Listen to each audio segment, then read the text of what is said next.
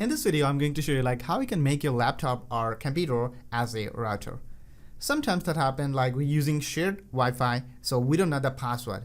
If our friends come in our house and if he want the password, then we cannot provide. But now if you watch this complete video, now you can share the Wi-Fi if it's needed. For share the Wi-Fi, you have to click on the search option and search here hotspot. And when you search this hotspot, then you'll see here hotspot 2.0 setting, just open it.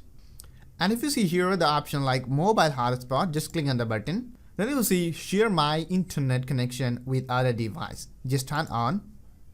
Then you will see here the edit option. Just click on that button. Then you can change your network name and you can set up a password and you can set up like this network band. So it's now available. So I'm not going to change. And if you want to change the password, then you can do.